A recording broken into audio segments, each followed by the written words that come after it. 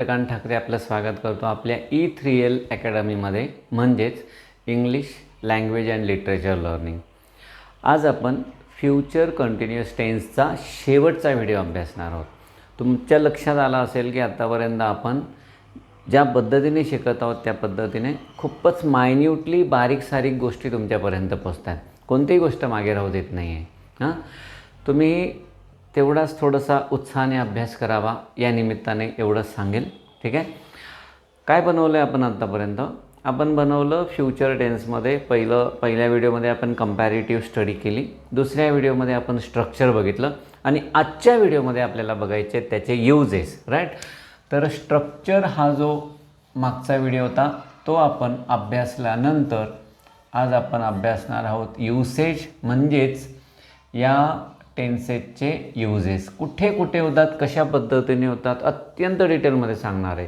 आणि हा व्हिडिओ सगळ्यात महत्त्वाचा असणार आहे, कारण शेवटी तुम्हाला वाक्य बनवता आलं, पण कुठे वापरायचं, केव्हा वापरायचं आहे समजलंच पाहिजे. हे समजलं नाही तर उपयोग काय शिकून? शेवटी ॲप्लाय करता आलं पाहिजे ना. आपल्याला फक्त टेन्सेसचा विचार परीक्षेत मार्क्स मिळवण्यासाठी नाही करायचा आहे. मान्य आहे मला, अगदी 5वीपासून तर ग्रॅज्युएशन लेवलपर्यंत तर कॉम्पिटिटिव्ह एक्झामपर्यंत प्रत्येक ठिकाणी हा व्हिडिओ महत्त्वाचा आहे. पण परीक्षा हा दृष्टिकोन समोर ठेवला आणि मग अभ्यास केला तर अभ्यास पूर्ण होत नाही. अंडरस्टँडिंग करायची, आपल्याला बोलायला शिकायचं आहे, आपल्याला प्रत्येक गोष्ट आली पाहिजे या विचाराने जर शिकलं तर हे येतं. बऱ्याच जणांना असं वाटतं ते स्पोकन इंग्लिश नंतर बघू, जेव्हा बोलता येईल तेव्हा बोलता येईल, परंतु इथे थोडीशी चूक होते, मी तुम्हाला निश्चित सांगतो. मान्य आहे मला की इंग्लिशमधून बोलणं एवढ्या लवकर आपण शिकत नाही, पण त्या दृष्टीने जर आपण शिकलं तर आपोआप परीक्षांना फायदा होतो, सगळ्या प्रकारच्या परीक्षांना. आणि विशेषतः तुम्हाला आता तुमची बहुतेक मेन्स येणार आहे, तर प्रत्येक ठिकाणी तुम्हाला फायदाच होणार आहे.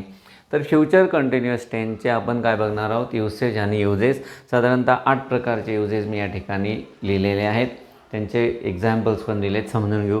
पहिला जो यूज आहे हा सगळ्यात महत्त्वाचा आहे, ongoing actions in future. Generally future continuous tense म्हटला म्हणजे भविष्यात विशिष्ट पर्टिक्युलर वेळेस एक घटना सुरू असते. म्हणजे तुम्ही समजा आत्ता इथे बसलेले आहात, व्हिडिओ संपला, व्हिडिओ संपल्यानंतर तुम्ही अभ्यास करायला सुरुवात केली, समजा अर्ध्या तासांनी. समजा 8 वाजता तुमचं जेवण झालं, 8:30ला तुम्ही अभ्यास करत होते, 8:30 ते 9:30 तुम्ही एखादा अभ्यास करताय किंवा पुस्तक वाचताय, म्हणजे 8:30 ते 9:30 जी कृती चालू आहे ती भविष्यात चालू असेल. मग 8:30 ते 9:30 हा पर्टिक्युलर टाईम झाला. कोणता पर्टिक्युलर टाईम झाला? भविष्यातला. म्हणजे भविष्यात एखाद्या पर्टिक्युलर वेळेस एखादी ॲक्शन कंटिन्यू चालू असते, त्या ॲक्शनला एक्सप्रेस करण्यासाठी आपण फ्युचर कंटिन्युअस टेन्स वापरतो. नीट लक्षात घ्या, आपण वापर शिकतो आहे आणि वापर शिकताना आपल्याला पर्टिक्युलर टाईम इन फ्युचर फार महत्त्वाचा आहे. यापूर्वी जेव्हा तुम्हाला प्रेझेंट परफेक्ट शिकवला, पास्ट परफेक्ट शिकवला, त्यावेळेस पण तुम्हाला ह्या पर्टिक्युलर टाईमबद्दल फार इम्पॉर्टन्स होतं. विशेषतः पास्ट परफेक्ट टेन्स सगळ्यात महत्त्वाचा टेन्स असतो, कारण त्याच्यातून बऱ्याच गोष्टी कळतात. पास्ट परफेक्ट टेन्समध्ये सिम्पल प्रेझेंट पण असतो, प्रेझेंट परफेक्ट पण असतो, सिम्पल पास्ट पण असतो, जे सगळ्यात महत्त्वाचे टेन्सेस आपण रेग्युलरली वापरत असतो त्याच्यात. आणि तो पर्टिक्युलर टाईमबद्दल मी तुम्हाला फार जास्त व्यवस्थितपणे सांगितलं आहे. आता भूतकाळात जसा विशिष्ट पर्टिक्युलर टाईम असतो त्यावेळेस आपण एखादी क्रिया करत होतो. In the same way in future also there is a particular time in which you are going to do some work and that work will be going on for a particular time in the future. Going on म्हणजे काय? Action in progress. भविष्यात action एखादी progress आहे, प्रोग्रेसमधले action तुम्हाला express करायची आहे आणि त्याच्यासाठी फ्युचर कंटिन्युअस आहे. I think you are getting my point. Particular time is a very important concept. It is useful in the past as well as it is useful in the future also. Now here we are studying future tense. Therefore, particular time in the future, and at that time a particular action is going on for some time, and to express that action we have to use future continuous tense. ना आता पहिला यूजच काय सांगतोय तोच use सांगितलं. मी एवढं explain करायचं कारण काय आहे? Ongoing actions in future. कोणतीही ॲक्शन भविष्यकाळात विशिष्ट वेळेत पर्टिक्युलर टाईममध्ये चालू आहे, प्रोग्रेसमध्ये आहे, ती ॲक्शन दर्शवण्यासाठी. उदाहरणार्थ, tomorrow I will be watching a movie at 8 PM. तुम्हाला स्ट्रक्चर आठवतं आहे? स्ट्रक्चर काय होतं आपल्या वाक्याचं?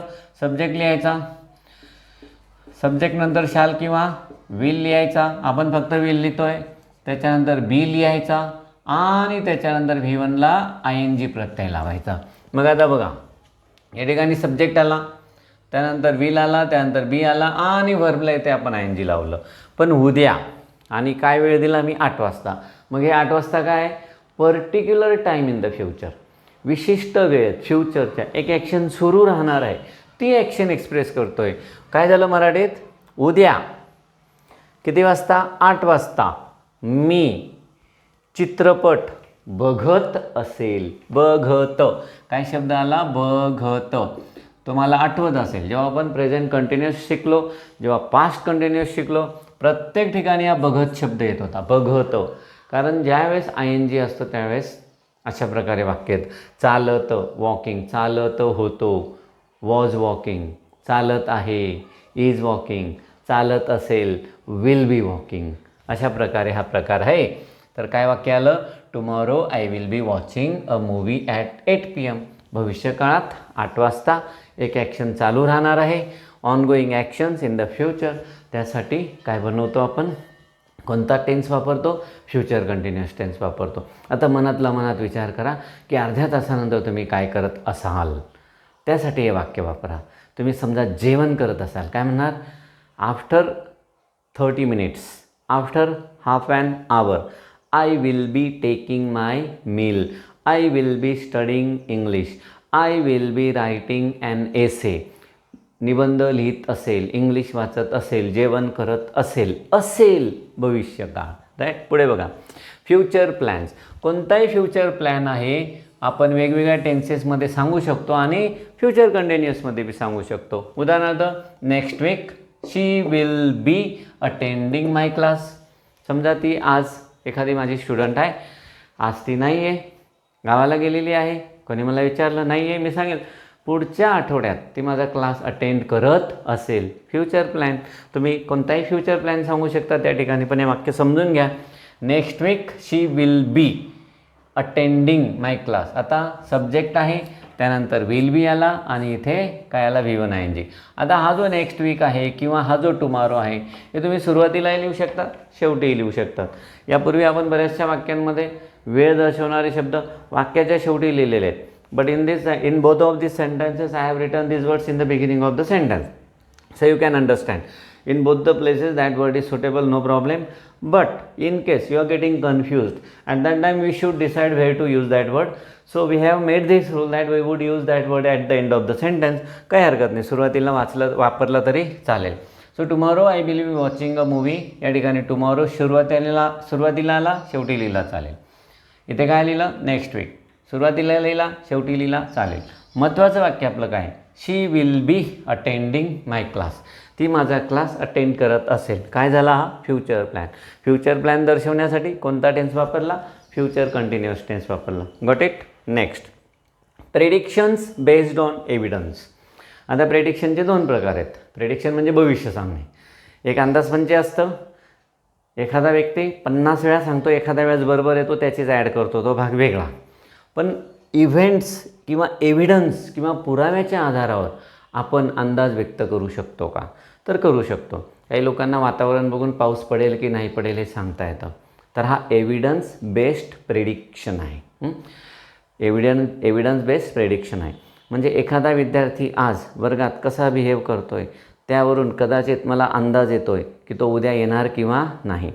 तर एव्हिडन्स बेस्ड आपण फ्युचरमध्ये काय घडणार आहे त्याचा अंदाज लावतो. ते वाक्य लिहिण्यासाठी फ्युचर कंटिन्युअस वापरतो. काय आलं बघा? Look at those clouds, it will be raining soon. काय आलं वाक्य? Look at those clouds. त्या ढगांकडे बघा, काळे कुट्ट ढग आहे, वातावरण भरून आलेलं आहे, थोडीशी गार हवा सुरू आहे, अंदाज येतो. किंवा मग अचानक गरम व्हायला लागलं होतं, तुम्ही काय म्हणणार? इट विल बी रेनिंग सून. आता या ठिकाणी विल आला, बी आला आणि रेनिंग. लवकरच पाऊस पडेल. कशावरून अंदाज आला? क्लाउड्सवरून. क्लाउड्स काय झालं मग? एव्हिडन्स. एव्हिडन्सच्या आधारावर काय सांगितलं? प्रेडिक्शन. म्हणजे आपण अंदाज व्यक्त केला. भविष्य जरा वेगळा अर्थ होऊन जातो, थोडा अंधश्रद्धेकडे चालला जातो. म्हणून या ठिकाणी आपण प्रेडिक्शनला काय म्हणूया? अंदाज व्यक्त करणं. अंदाज व्यक्त करता येतो परिस्थितीच्या आधारावर. पण तुमच्या आयुष्यात भविष्यात काय होणार आहे ते सांगणं जरासं म्हणजे भयानक प्रकार येतो. Look at those clouds, it will be raining soon. भविष्याबद्दल असंही सांगू शकतो. आज जर तुम्ही मेहनत करत असाल तर हा पण काय झाला? एव्हिडन्स झाला. तर या मेहनतीच्या आधारावर भविष्यात निश्चित काहीतरी होणारच आहे. मेहनत कधीच वाया जात नाही, कधीच नाही. आयुष्यात एक गोष्ट वाया जाणार नाही, ती म्हणजे मेहनत.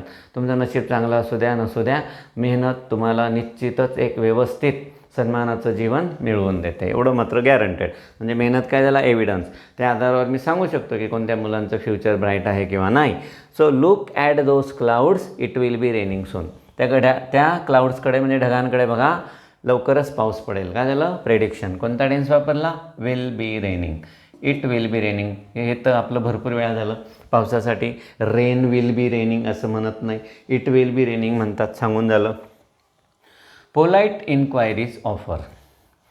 एखाद्याला आपण ऑफर करतो काहीतरी, किंवा एखाद्याला आपण काहीतरी विचारतो. विचारण्याला इन्क्वायरीज म्हणतात, ऑफर करण्याला काहीतरी मदत म्हणतात. मदत आपण देतो. त्याचं एखादं वाक्य सांगेल मी तुम्हाला.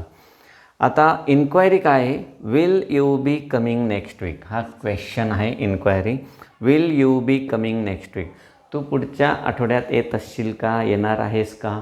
या अर्थाचं वाक्य आहे. या अर्थाच्या वाक्यालासुद्धा काय करू शकतो आपण? फ्युचर कंटिन्युअस टेन्स वापरू शकतो. त्यानंतर तुम्हाला काय सांगितलं मी? Offer. Will you be needing my help. Will you be needing my help अशा पद्धतीने तुम्ही ऑफर करू शकतात व्यक्त, आणि त्यामध्ये विल यू बी असं सेम कन्स्ट्रक्शन वापरून फ्युचर कंटिन्युअस टेन्स तयार होतो. पुढे बघा, ॲझम्पशन्स अबाउट फ्युचर. ॲझम्पशन्स म्हणजे काय? पुन्हा या ठिकाणी काहीतरी आपण गृहीत धरतोय. ॲझ्युम करणे म्हणजे गृहीत धरणे. आता फ्युचरबद्दल तुम्ही काहीतरी ॲझ्युम करू शकतात आणि त्याबद्दल तुम्ही वाक्य व्यक्त करू शकतात, आणि ते वाक्य एखादी ॲक्शन फ्युचर कंटिन्युअस टेन्समध्ये असेल. या ठिकाणी बघा काय वाक्य आहे? The team will be working on project next week. आता ॲझ्युम केलं म्हणजे काय? आपण गृहीत धरलं की एखादं काम आपण एखाद्या टीमला दिलेलं आहे आणि ती टीम नक्कीच पुढच्या आठवड्यात त्या प्रोजेक्टवर काम करत असतील. अशा पद्धतीने आपण काय केलं? ॲझम्पशन केलं, गृहीत धरलं, आणि ते गृहीत धरून आपण आज काहीतरी कामाला सुरुवात करतो. कोणीतरी काहीतरी एका बाजूला एक काम करतं आहे, दुसऱ्या बाजूला आपण करू, आणि सगळे कामं एकत्र होऊन मग कंप्लीट काम होईल.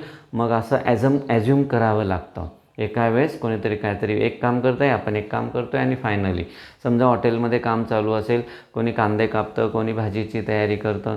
भाजीची तयारी करणारा असं ॲझ्युम करतो की कांदे कापत असेल कांदे कापणारा, आणि फायनली लगेच ते कामाला लागतात.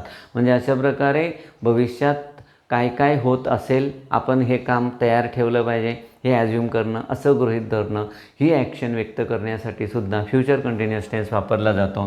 मग या ठिकाणी ऑफिशियल काम एक टीम काय करते बघा. The team will be working on project next week. Next लिहिला आहे मी फक्त. Next week, next month, next year, तुम्ही काय पण करू शकता. ओके. Assumptions about future. कोणता टेन्स वापरला? The team. या ठिकाणी आला विल बी, आणि या ठिकाणी आला वर्किंग, काम करत असेल त्या प्रोजेक्टवर. ठीक आहे. Certainty about future. सर्टन्टी म्हणजे काय? खात्री असणे. भविष्यात एखादी गोष्ट घडणार आहे त्याची खात्री असणे. बघा, next year by this time he will be running his on business. एखादा माझा विद्यार्थी समजा खूप हुशार आहे, खूप मेहनत घेतो आहे, त्याने बिझनेस स्टार्ट केला आहे. आता स्टार्ट केल्या कोणताही बिझनेस लगेच फ्लरिश होत नाही, लगेच तो जोरजोराने चालायला लागत नाही. पण एखादा ॲक्टिव्ह मुलगा असेल आणि माझ्या लक्षात आलं की याचा बिझनेस पुढच्या वर्षी भरभराटीला जाणार आहे, तर काय केलं मी? या ठिकाणी केलं मी ॲश्युरिटी व्यक्त केली, भविष्याबद्दलची खात्री व्यक्त केली. कशी? Next year by this time. तो जो विद्यार्थी येतो म्हणजे ही, त्यानंतर विल बी आणि रनिंग. बिझनेस चालवण्याला रन किंवा रनिंग म्हणतात. His on business. आता पुन्हा हा जो प्रकार आहे next year by this time, हा वेळ दर्शवणारी फ्रेज आहे. ही सुरुवातीला लिहा, शेवटी लिहा, काही प्रॉब्लेम नाही. याच्याबद्दल डिस्कशन झालं आहे. तर सर्टन्टी काय आहे? He will be running his on business. केव्हा?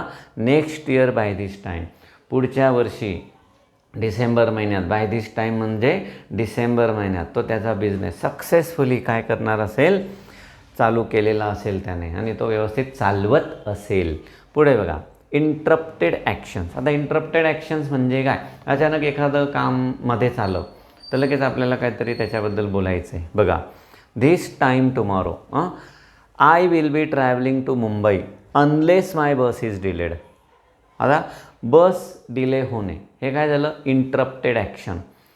पण जर बस समजा डिले झाली नाही तर उद्या यावेळेस मी कुठे ट्रॅव्हलिंग करत असेल? मुंबईसाठी ट्रॅव्हलिंग करत असेल, करत कंटिन्युअस असेल फ्युचर, राईट. मग इंटरप्टेड ॲक्शन कोणती होती? Unless my bus is delayed. जर माझी बस डिले झाली नाही, इंटरप्शन झालं नाही तर काय होईल? धिस टाईम, याच वेळेस. समजा आता वाजलेले आहेत 11:15 सकाळचे.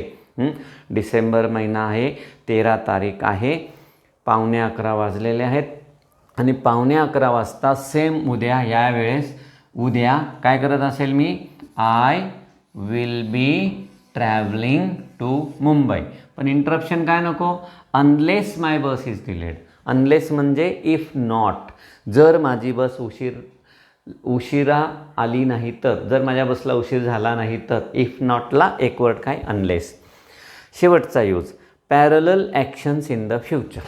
एकाच वेळेस दोन ॲक्शन, त्याला पॅरलल ॲक्शन्स म्हणतात. त्यावेळेससुद्धा काय वापरला जातो? Future continuous tense. कसा? While I am studying. While I am studying हा झाला प्रेझेंट कंटिन्युअस. जेव्हा मी अभ्यास करतोय. She will be working on her presentation. ती तिच्या प्रेझेंटेशनवर मेहनत करत असेल. एकाच वेळेस मी काय करतोय? मी अभ्यास करतोय.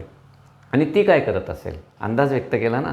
ती काय करत असेल? ॲक्च्युली हे आत्ताच चालू आहे, प्रेझेंटमध्येच चालू आहे दोन्ही घटना.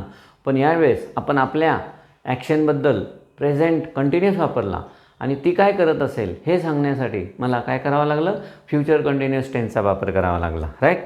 So parallel actions in the future. While I am studying, जेव्हा मी अभ्यास करतोय किंवा करत असेल असं बी म्हणू शकतात. She will be working on her presentation, ती तिच्या प्रेझेंटेशनवर काम करत असेल. ठीक आहे, सगळ्या प्रकारचे युजेस झालेले आहेत. फ्युचर कंटिन्युअस संपलेला आहे. तुम्ही जास्तीत जास्त बघतायत, अगदी हातात वही पेन पुस्तक घेऊन अभ्यासा. या इतक्या सहज मिळणाऱ्या गोष्टी आहेत तुम्हाला, त्या वाया जाऊ देऊ नका. मन लावून करा. ऑलराईट, ठीक आहे. शेअर करा, सबस्क्राईब करा, लाईक करा. थँक्यू.